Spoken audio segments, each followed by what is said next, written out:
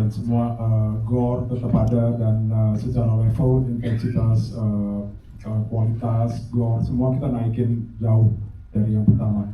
Dan kita juga melihat bahwa ini topik yang sangat lagi relevan sekarang, topik bullying. Jadi gimana caranya kita kemas bullying tapi dengan tetap fun, entertaining, ada darknya juga dikit, tapi tetap itu sebagai film yang ya, kalau kita bilang pop konflik lah ya, tetap itu. Lumayan panjang ya kita waktu itu diskusinya sama Lele, sama Gita. Namun pada saat kita berpartner dengan Pak Sunil dan Rapi Film, kita tahu kita mempunyai kesempatan yang besar gitu. Jadi kami berpikir bagaimana jika kita memang ingin membesarkan universe dari Corin ini. Kita mempunyai kesempatan untuk menceritakan human story yang lebih besar lagi, cerita tentang pengalaman manusia yang lebih kelam lagi gitu, tentang trauma, tentang ketidakadilan yang bisa kita manusia yang ada, kita semua di ruangan ini, yang tadi kata Nazira dari Publicis ada 230 media atau dikali 2 460 bersama Corinnya, bisa terjadi sama kita gitu.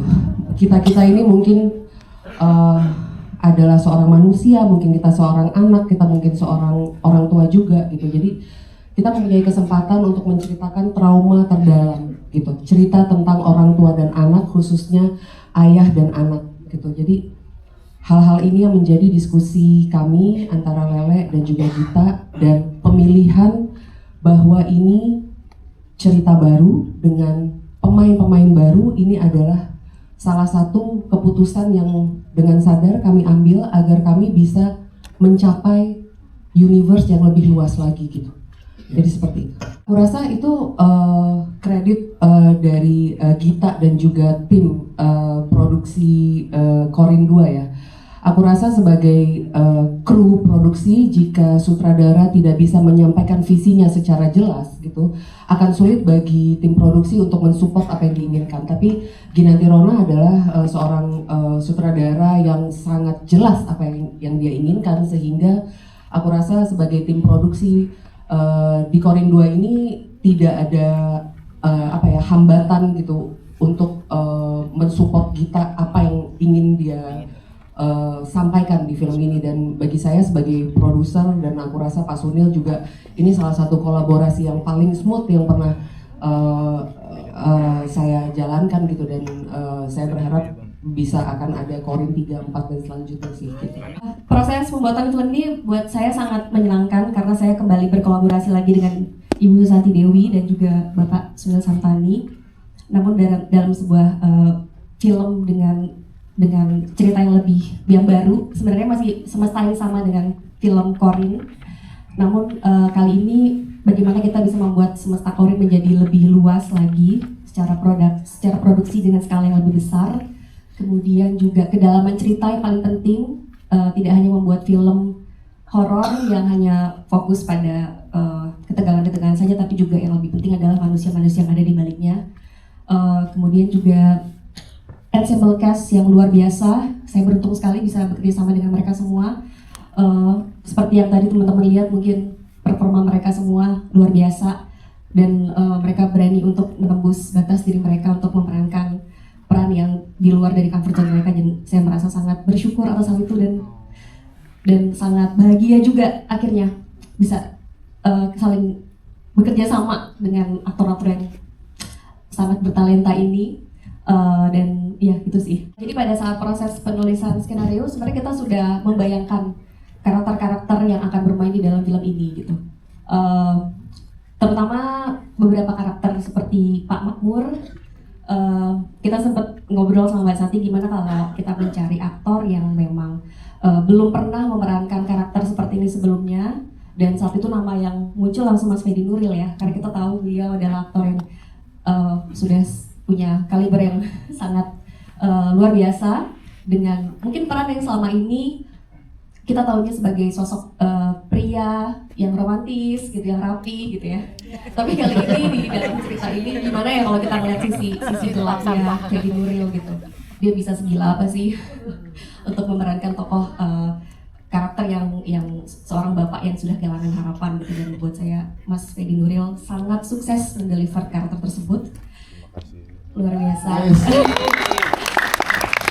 Kemudian untuk karakter lain di sini karena ensemble itu banyak karakternya, kita juga membuka kesempatan untuk bekerja sama dengan pemain-pemain baru yang juga sangat bertalenta di sini. Dan akhirnya kita bertemu dengan Wafi Zihan sebagai Ibu Fitri di sini.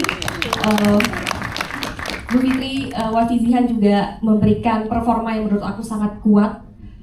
Dia bukan hanya sebagai objek gitu ya, tapi dalam cerita ini dia menggerakkan ceritanya gitu, dan dia punya tekad untuk bisa menyelamatkan orang yang dia cintai gitu ya, meskipun banyak dilematis yang dihadapi gitu. Dan buat aku Wafi punya kompleksitas yang diperlukan untuk karakter Fitri di sini.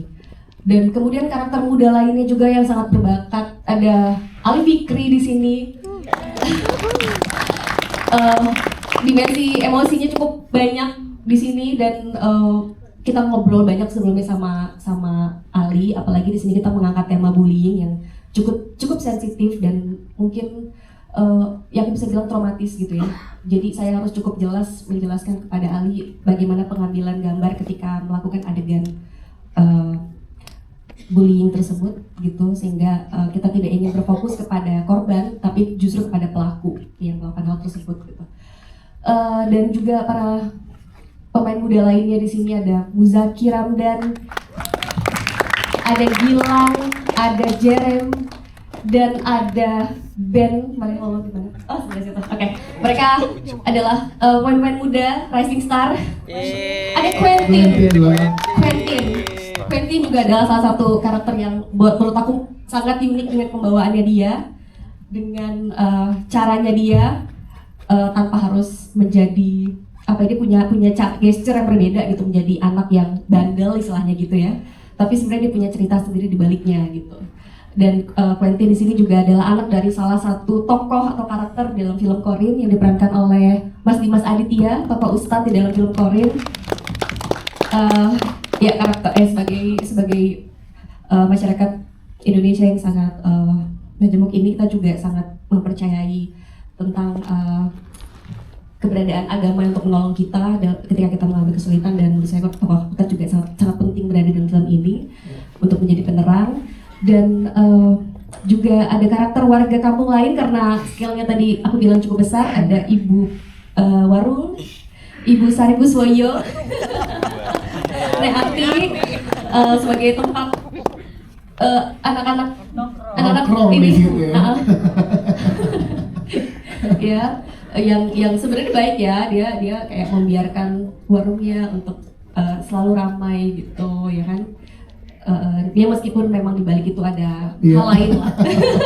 Ada hal lain. Dan kemudian warga lain yang juga menjaga keamanan kampung, ada Mas Luki Kuswandi, Mas Luki Moniaga.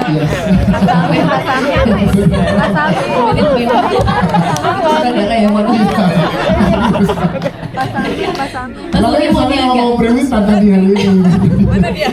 Iya, nggak bawa permintaan ya. Karakternya juga menarik ya, karena mungkin selama ini kita tahu satpam itu adalah yang menjaga keamanan, tapi di dalam film ini kita mencoba untuk gimana kalau justru dia yang menteror kampung tersebut gitu. Dan Mas mungkin juga kita ngobrol banyak ya, gimana bikin gesture Corin gitu, arwah gentayangan yang mungkin akan menakuti penonton seperti apa gitu. Thank you banget Mas Luki. Dan mungkin ada yang belum aku sebut. Iya, sebagai kepala desa yang pastinya menjadi sosok yang sangat penting. Di dalam film ini Mas Indra Birowo. Sebenarnya dia adalah sosok bapak yang sangat menyayangi, sangat bijaksana dan sangat menyayangi anaknya. Gitu. Tapi mungkin caranya salah gitu. Lalu ada dua karakter ibu yang juga sangat penting yang ada di film ini, yang diperankan oleh Ibu Fitri. Dia adalah ibu dari Jaya yang mungkin sosoknya menjadi background dari cerita film ini, tapi sangat sangat penting gitu untuk karakter Pak Makmur juga. Dan yang terakhir adalah ibu dari sosok Fitri yang diperankan oleh Ibu Soroja Hafiz, atau aku panggilnya Mbak Oni biasanya, luar biasa. Beliau juga adalah sosok yang sangat sangat kuat, tapi sebenarnya rapuh di dalam gitu ya, seperti yang tadi teman-teman saksikan, dan juga mengalami banyak challenge di dalam pengadeganan ya gitu, dengan segala makeup effect dan Siap, terima kasih banyak. Tepuk tangan buat biasa. semua karakternya luar biasa meneliti di karakter di sini ya. Mbak Lele, ini menarik. Kita pengen tahu gimana Mbak Lele menarik benang merah dari film pertamanya ke kedua dengan konflik dan cerita yang baru di Korin 2 ini, Mbak Lele. Silakan. Halo, assalamualaikum semuanya. Ini kedua sama Ginanti, sama Kak Gita, sama Bu Santi, dan entah beberapa kali sama Pak Sudil. Jadi kayak seperti dikasih ruang yang nyaman, kayak karena aku udah nyaman sekali sama mereka, alhamdulillah. Terus kalau kita ingat Korin 1 tuh kan kayak ada sesuatu selain film horor tuh ada misi ya. Maksudnya aku juga selalu ngerasa bahwa filmmaker punya misi di baliknya gitu, selain untuk menakuti saja atau untuk jadi sebuah hiburan. Ini hiburan yang sangat seru, tapi kayak kita mau ngomong apa sih gitu. Nah waktu Korin 1 kita ngomong sesuatu yang sudah dilihat di Korin 1, pas Korin 2 tuh sebenarnya cukup lama ya, kayak ada kali ya berapa tahun gitu ya, tapi masih presiden yang sama kayaknya. Nah, terus saya juga lupa. Nah, terus abis itu lagi bikin kayaknya sampai ada draft kesekian dari sebuah hal yang tadinya tuh masih tentang perempuan waktu itu, tapi waktu itu kok aku rasanya kayak kurang serp gitu. Nah aku tuh kalau kurang serp tuh nggak bisa tidur gitu, kayak benar-benar nggak bisa tidur. Terus suami saya Mas Andi almarhum, dia nanya kayak kenapa emangnya nggak bisa tidur gitu, kok kayaknya cerita ini agak kurang ya gitu kan. Terus habis itu aku ceritain sampai panjang lebar. Terus ada satu kata-katanya dia yang kemudian membuat jadi cerita ini adalah karena aku bilang tapi aku mau ngomongin sesuatu gitu kan, tentang ada sesuatu di baliknya gitu. Terus ada satu kata-kata dia bilang gini, memangnya korban tuh selalu perempuan ya, laki-laki pun bisa jadi korban.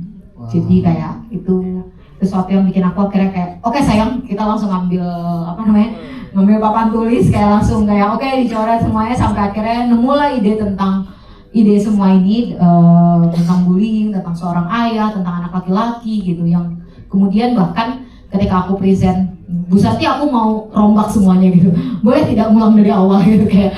Terus Bu Santi kayak oke, akhirnya sampai pas present suamiku tuh ikutan karena dia bilang aku harus mastiin kamu menyampaikan diskusi kita dengan benar. Jadi kayak abis itu dia kayak ikut present si cerita ini gitu, dan alhamdulillah Bu Santi suka sekali, Gross suka banget. Terus abis itu kita bawa ke Ginanti dan kemudian barengan kita membawa cerita ini jadi lebih luas gitu. Jadi sebenarnya ya Korinnya tetap ada gitu. Korin kan ngomongin tentang dua hal ya, kayak kita dan kembaran kita yang bisa jadi positif dan negatif gitu, seperti bagaimana Al-Quran bilang bahwa manusia diciptakan berpasang-pasangan gitu, bahwa ada mungkin pasangan-pasangan itu adalah tentang positif dan negatif, tentang pulang pergi, tentang sesuatu yang bisa jadi selalu berpasangan gitu. Dan akhirnya itu yang sebenarnya masih kita bawa ngomongin Korin itu gitu. Kita masih ngomong kembaran manusia, tapi aku juga riset bahwa dari Korin tuh orang kan pada ngomong ya emang kalau misalnya nanti meninggal Korinnya ada apa enggak gitu. Jadi akhirnya kita mencoba meramu horornya dengan itu, tapi kita juga ngomongin soal bahwa laki-laki bisa jadi korban, bahwa ada bullying di sini, ada seorang ayah yang berjuang dan kasih sayang seorang ayah ke anak laki-lakinya. Mbak Lele, terima kasih, tepuk tangan buat Mbak Lele, thank you. Selanjutnya kita ke podcast yang pertama ke Mas Fedi Nurel. Tepuk tangan dulu untuk Mas Fedi Nurel. Dan celaknya dipertahankan nih, tapi ada celaknya lagi.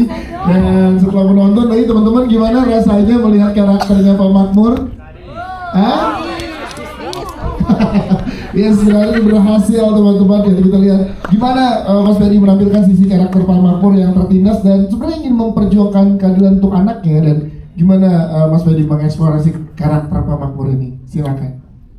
Assalamualaikum warahmatullahi wabarakatuh. kaum dino Jangan dibaca sekarang. Wafi tolong balas ya. Ini jangan om. Ini buat jangan. teman-teman media yang nanti pulang sendirian. Aduh. Nggak usah khawatir, udah ada yang nemenin kok. Ngisi kursi-kursi yang kosong itu. Ya, jadi pertama saya baca skenario dan mencoba mendalami Pak Makmur ini, saya selalu memecah karakter itu berdasarkan 3 kebutuhan dasarnya, kebutuhan emosional dan kebutuhan spiritual. Secara dasar kan Pak Makmur ini dia ekonomi menengah ke bawah, dia bekerja sebagai tukang sampah.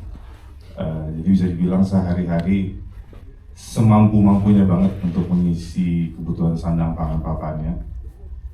Kedua, seperti udah dilihat ya, istrinya cuma 1.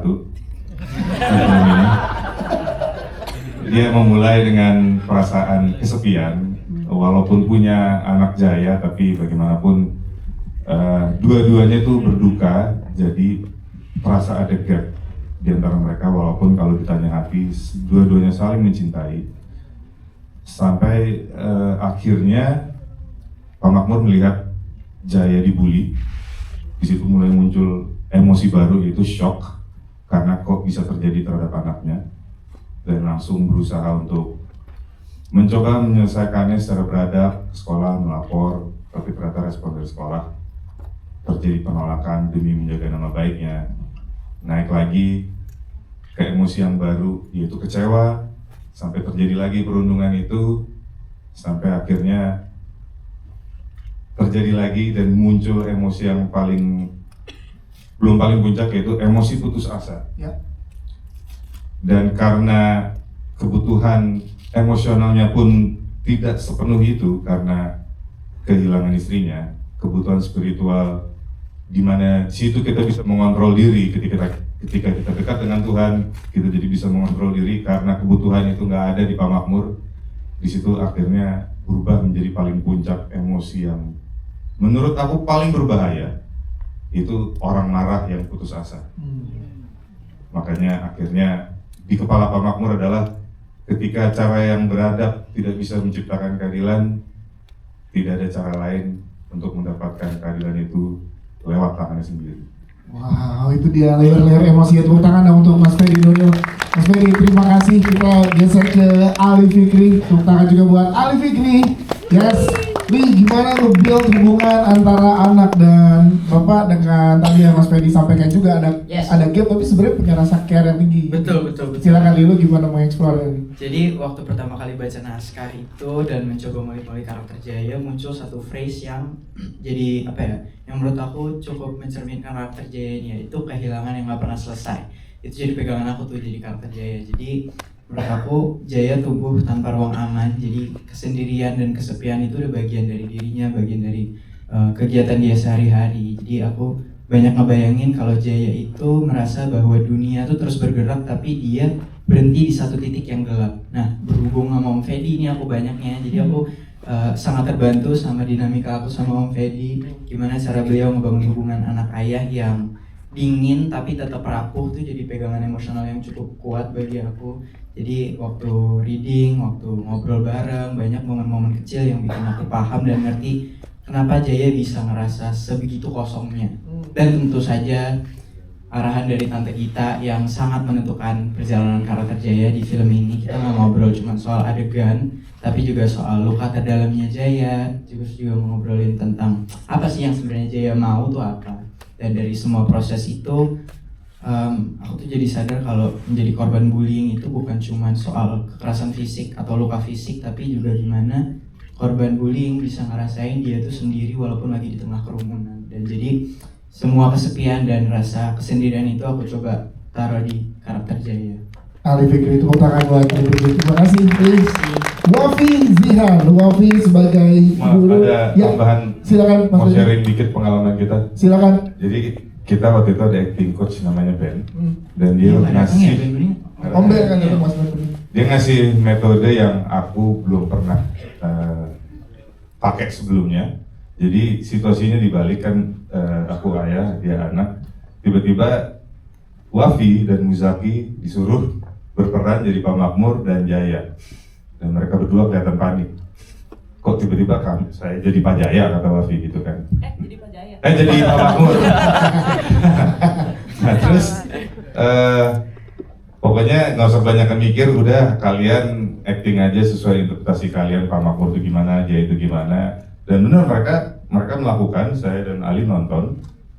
Dan setelah mereka melakukan, baru dikasih tahu metode ini adalah kita nge-review. Siapa tahu ketika orang lain yang memeranin, kita melihat sesuatu yang sebelumnya kita nggak kepikiran. Betul. Dan benar, saya merasa saya melihat sesuatu yang saya nggak kepikiran metode atau bentuk actingnya kok kayak begitu. Dan sebenarnya itu yang kita pakai solusinya. Iya, gitu. benar. Gitu Jadi sih. terinspirasi dari Kawafi dan Iya, terinspirasi dari Kawafi. Pas kita lagi ini. Wow. Iya, saya nggak kepikiran kayak gitu. Thank you Wafi. Wow. Dimasukin artikel ya. Berarti artinya energi yang diberikan antar pemain tidak hanya di karakter masing-masing, tapi juga memberikan energi di antar karakternya ya dari para pemain ya. Iya. Wah, ini luar biasa sih. Wafi, kita pengen tahu dari Wafi sebagai guru Bu Fitri ini kompleks banget. Karakter yang paling bingung juga bertindak apa kalau kita berada di posisi Bu Fitri ini. Nah, apa yang paling kamu pelajari seorang Wafi belajar apa dari karakter Bu Fitri ini? Silakan. Iya, halo, assalamualaikum. Terima kasih ya teman-teman media sudah mau hadir.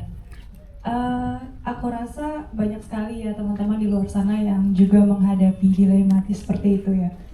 Ketika ingin menolong tapi banyak faktor yang harus akhirnya jadi hambatan buat kita menolong. Saya baru aja baca artikel kemarin, ada seorang guru yang cuma megang anak muridnya, ngecek panas atau enggak, tapi dilaporkan ke polisi dan akhirnya masuk ke jalur hukum. Sebenarnya kan itu adalah hal yang dilakukan demi apa ya? Maksudnya demi kebaikan gitu loh. Mohon maaf, suara apa itu? Karinding. Karinding. Kul uhiya ilayya. Oke, lanjut ya. So saya sebagai mantan murid yang pernah dididik oleh guru mewakili, saya ingin mengucapkan terima kasih kepada guru-guru di luar sana yang telah memberikan jasanya, pahlawan tanpa tanda jasa. Dan ya, dan sebenarnya hal itu juga yang kemudian dihadapi oleh Ibu Fitri ya. Ketika Ibu Fitri dihadapkan dengan situasi bystander effect, di mana dia bingung ketika harus mengambil sebuah keputusan, takut salah, takut gegabah, takut malah jadi masuk jalur hukum, juga dihadapkan dengan situasi yang ambigu. Apakah memang urgensi dari masalah ini harus benar-benar cepat dihadapi, atau sebenarnya masih ada orang lain yang bisa bantu untuk menyelesaikan ini, gitu loh. Terus kemudian juga di satu sisi, kalau teman-teman tadi nonton filmnya, adiknya kan juga terlibat ya di situ gitu. Jadi ada perasaan-perasaan yang juga bimbang gitu loh, karena ada idealis juga dari Bu Fitri yang masih memikirkan posisi dan jabatannya dia juga seperti itu. Dan ya akhirnya itulah, tapi akhirnya jadi pelajaran buat aku bahwa bullying ini adalah permasalahan yang rantainya memang harus kita putus. Jadi mudah-mudahan ketika teman-teman nanti setelah menonton film ini atau masyarakat Indonesia setelah menonton film ini bisa menginspirasi dan kita bisa memutus rantai penindasan itu. Wafi Zihan, terima kasih Wafi Zihan. Kita ke Muzaki, Rahman Muzaki, kalau karakter kamu gimana? Ini sama nih, terjebak juga kan kalau kita lihat ada di karakternya melihat situasi bullying yang ada di tengah lingkungan kamu, tapi juga melihat juga ada teman kamu juga gak tega. Nah, gimana kamu menginterpretasikan karakter kamu Muzaki? Silakan. Assalamualaikum warahmatullahi wabarakatuh. Karakterku Rijal itu menggambarkan remaja-remaja yang ikut-ikutan biar nggak ditinggalin, biar tetap ditemenin, biar merasa terlihat. Jadi kalau menurut aku berani beda itu keren. Kalau kalian ngelihat teman kalian menyakiti orang lain atau teman kalian disakiti sama orang lain, jangan takut speak up. Gak apa-apa untuk ya kalau kalian ada di situ melihat semuanya, ya kalian bagian dari masalah itu.